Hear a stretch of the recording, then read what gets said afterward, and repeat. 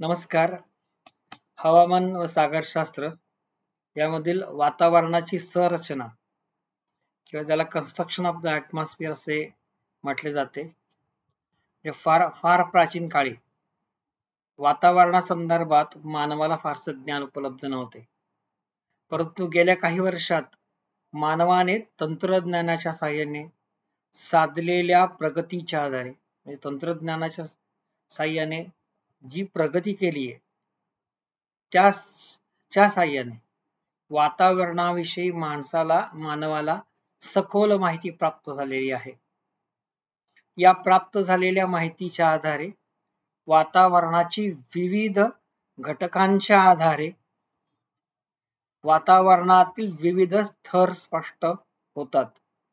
ज्या थरांना वातावरणाची संरचना असे म्हणतात. आता वातावरणाची संरचना जी आहे ती 4 घटकांमध्ये 4 थरांमध्ये सांगितली जाते. त्यातला अ आहे तपांबर, ब आहे स्तिक्तांबर, क आहे आयनांबर आणि ड आहे बहिर्मंडळ. तर ही जी चारही थर आहेत आणि त्याच्या नंतरचा एक थर आहे ज्याला चुंबकीय मंडळ असे म्हणतात. हे जे 4 वातावरणाचे थर आहेत ते पुढील प्रमाणे. जो तपांबर थर आहे भूपृष्ठापासून साधारणतः 11 किलोमीटर उंचीपर्यंत असणाऱ्या वातावरणाच्या सर्वात खालच्या थराला तपांबर असे म्हणतात. वातावरणाच्या सर्वात खालच्या थराला तपांबर असे म्हणतात. या थराची वैशिष्ट्ये म्हणजे ती एकंदरीत 4 पद्धतीत सांगितली जातात की उंची, हवेचा दाब, तापमान. पहिलं वैशिष्ट्य. दुसरं तापमान, ऱ्हास प्रमाण आणि अभिसरण प्रवाहाचे विभाग. आणि तिसरा तापस्थिती. हे 4ही वैशिष्ट्ये आपण इथे बघणार आहोत. एक आहे उंची, हवेचा दाब. समुद्र सपाटीपासून हवेचा दाब सुमारे 1093.2 मिलीबार 1093.2 मिलीबार, तर तापमान सुमारे 25.25 सेंटीमीटर असते. तपांबराची उंची अक्षवृत्तानुसार बदलते व विषुववृत्तावरती तापमानाची उंची वेगळी असते. दोन्ही ध्रुवाकडे गेलं तर तापमानाची उंची वेगळी असते. या ठिकाणी तपांबराची. विषुववृत्तावर तपांबराची उंची 16 किलोमीटर असते आणि अक्षवृत्तावर दोन्ही गोलार्धात तर ती 11 किलोमीटर उंचीची असते आणि ध्रुवावरती 8 किलोमीटर उंचीची असते. म्हणजे तपांबराची उंची सर्व ठिकाणी सारखी नाही. दुसरी गोष्ट ऱ्हास प्रमाण. असं म्हटलं जातं की जसजसे वर जावे तसतसे तापमान कमी होते. जसजसे वर जावे तसतसे तापमान कमी होते. ही तापमान कमी होते याला ऱ्हास प्रमाण असे म्हणतात. म्हणजे आपण जमिनीपासून 1 किलोमीटर उंचीवर गेलो तर 6.5 अंश सेंटीग्रेड तापमान कमी होते. म्हणजे जमिनीपासून 1 किलोमीटर उंचीवर गेलो तर 6.5 अंश सेंटीग्रेड तापमान कमी होते. किंवा 160 मीटर उंच गेलो तर 1 सेल्सिअस याप्रमाणे तापमान कमी होते. दोन्ही ज्या गोष्टी सांगितल्या दोन्ही तापमानाची परिमाण आहेत. परिमाण म्हणजे मोजावयाचे साधन. पहिलं परिमाण सांगितलं जमिनीपासून 1 किलोमीटर उंचीला 6.5 सेंटीग्रेड हे तापमान कमी होतं. किंवा दुसऱ्या भाषेत सांगायचं झालं तर 160 मीटर उंच गेल्यास 1 अंश सेल्सिअस इतकं तापमान कमी होतं. हे तापमान कमी होत जातं. ऋतूनुसार हवेची स्थिती ही बदलत असते. मग हे तापमान कमी होण्याचा जो दर आहे यालाच ऱ्हास प्रमाण असे म्हणतात. दुसरा भाग जो आहे तो अभिसरण प्रवाहाचा विभाग.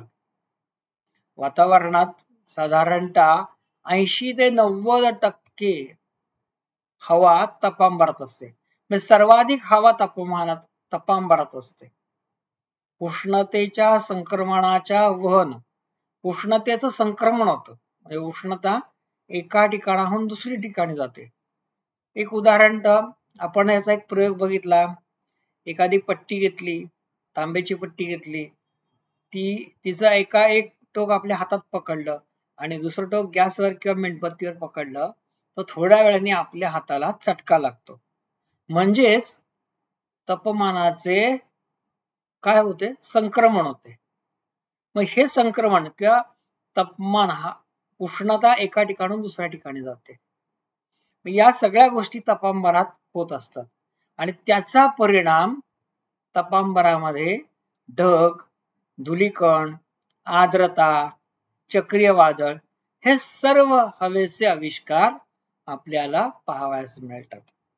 हे जे हवेचे आविष्कार आपल्याला पाहायला मिळतात त्याला अभिसरण क्रिया असे म्हणतात किंवा अभिसरण प्रवाहाचा विभाग असे म्हणतात. वातावरणाच्या रचनेमध्ये दुसरा महत्वाचा जो थर आहे त्याला म्हणतात तापस्तब्दी. हा जो तापस्तब्दी थर आहे जमिनीपासून साधारणतः 20 किलोमीटर उंचीपर्यंत त्याची मर्यादा आहे. या थराची जाडी साधारणतः 3 किलोमीटर इतकी आहे. समुद्र सपाटीपासून 11 किलोमीटर उंचीवरती हा थर आहे. म्हणजे 11 किलोमीटर जाडीचा जो थर आहे तापांबर, त्याच्यानंतर तापस्तब्दी हा थर सुरू होत असतो. आता या ठिकाणी हवा जी असते ती एकदम शुष्क आहे किंवा अतिशय कमी आहे. त्याच्यानंतरचा जो थर येतो त्याला म्हणतात स्थितांबर. हा जो स्थितांबर आहे तापस्तब्दी नंतरचा येणारा थर आहे त्याला स्थितांबर असे म्हणतात. या थराचं वैशिष्ट्य म्हणजे विस्तार आणि उंची व तापमान, अभिसरण प्रवाहाचा अभाव आणि या थरात एक महत्वाचा थर आहे ज्याला ओझोनांबर असे म्हणतात. पहिली गोष्ट म्हणजे विस्तार आणि उंची. स्थितांबराची चा विस्तार आहे, हा थराची जी आहे थर तो 80 किलोमीटर उंचीपर्यंत आहे. जसं तपांबर हा थर 11 किलोमीटर जाडीचा आहे तसं स्थितांबर हा थर 80 किलोमीटर उंचीपर्यंत आहे. या ठिकाणी या थरातील काही भाग आपल्याला अभ्यास करता येतात. या थरामध्ये विशिष्ट प्रकारच्या समताप क्षेत्र आहेत. प्रत्येक ठिकाणी वेगवेगळं तापमान आपल्याला पाहायला मिळतं आणि उंचीनुसार या थरातलं तापमान बदलत असतं. म्हणजे हिवाळ्यामध्ये आणि उन्हाळ्यामध्ये वेगवेगळे तापमानाचे पट्टे या थरात पाहावयास मिळतात. या थरात अभिसरण प्रवाह म्हणजे उष्णतेचं संक्रमण होतच असतं. अभिसरण प्रवाह उष्णतेचं संक्रमण होत असतं. या थरात सुद्धा काही ढग असतात, काही धुलीकण असतात. या थरातला सर्वात महत्वाचा थर ज्याला ओझोनांबर असं म्हटलंय, पृथ्वीपासून साधारणतः 25 ते 40 किलोमीटरच्या दरम्यान, बघा 20, 30 आणि 40, 25 ते 40 किलोमीटरच्या दरम्यान जो थर आहे त्याला ओझोनांबर असे म्हणतात. आणि 25 ते 40 मध्ये 30 किलोमीटरच्या आसपास या थरामधलं ऑक्सिजनचं प्रमाण किंवा ऑक्सिजनचे जे अणू आहेत ते जास्त प्रकाशित होतात. म्हणजे या ठिकाणी सूर्यापासून जी किरणं येतात त्याला आपण अतिनील किरण असं म्हटलंय किंवा त्याला जांबूपर किरण असं म्हटलंय. आता ओझोन थरामुळे आपल्या सर्व जीवसृष्टीचे संरक्षण होते. आपल्या सर्व जीवसृष्टीचे ओझोन थरामुळे संरक्षण होते. जी अतिनील किरण आहेत किंवा सूर्याची जी किरण आहेत, जांबूपर किरणे, ती शिथिल करण्याचं काम ओझोन थर करतो. वातावरणातील ओझोन वायू जर एकत्र केला तर समुद्र सपाटीपासून त्याची जाडी 0.24 ते 0.5 सेंटीमीटर एवढी होईल. म्हणजे 0.4 म्हणजे एवढा अतिशय बारीक असा थर आहे.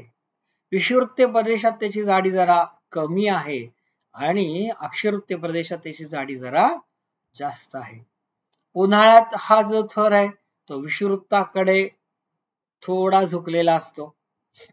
याच्यामध्ये पुढचा जो भाग येतो तो आहे आयनांबर. पुढचा जो भाग येतो त्याला म्हणतात आयनांबर.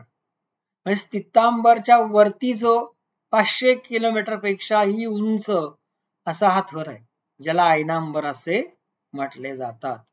या आयनांबर थरामध्ये काही रेडिओ लहरी आहेत, काही चुंबकीय लहरी आहेत.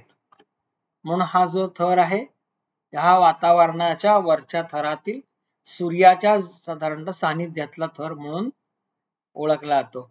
यामध्ये काही क्ष किरण आहेत, काही चुंबकीय किरण आहेत आणि या थरामध्ये लहान लहान परमाणू आहेत, ज्यांना आयन असे म्हणतात.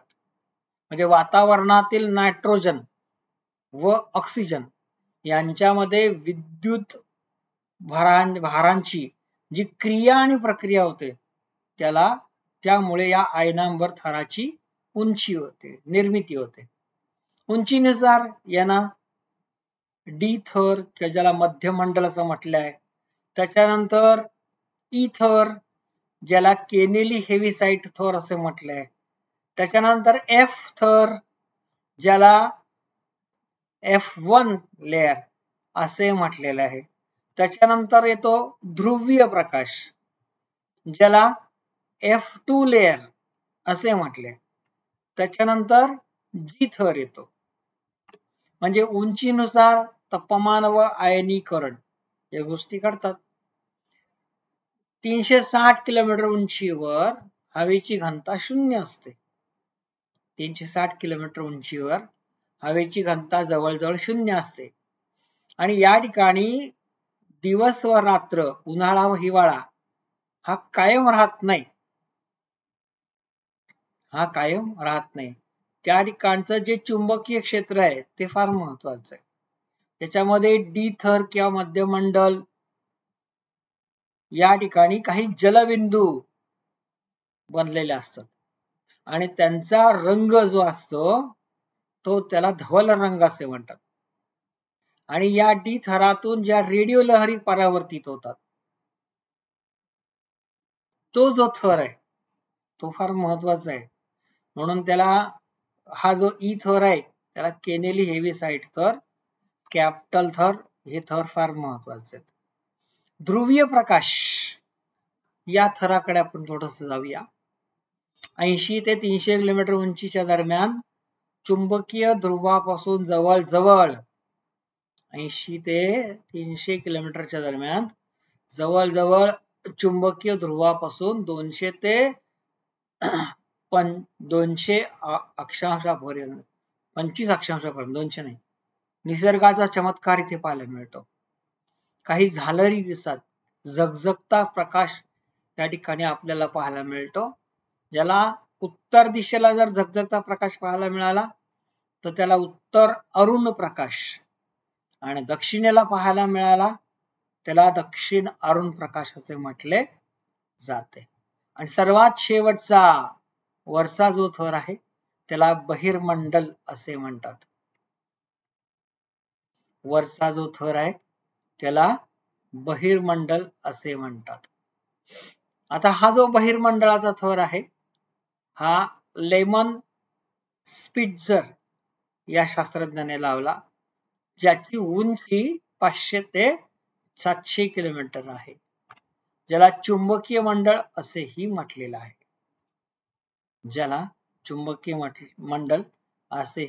आहे. तर याच्यामध्ये एकंदरीत 4 लहरी आहेत. दीर्घ लहरी, मध्य लहरी, लघु लहरी. लघु लहरी 2 याच्यामध्ये येतात. दीर्घ लहरी 60 किलोमीटर या ठिकाणी परावर्तित होतात. मध्य लहरी 144 किलोमीटरला परावर्तित होतात आणि लघुलहरी 300 ते 500 किलोमीटरला परावर्तित होतात. अशा प्रकारे वातावरणाच्या उंचीनुसार त्यातील तापमानात फरक आढळून येतो.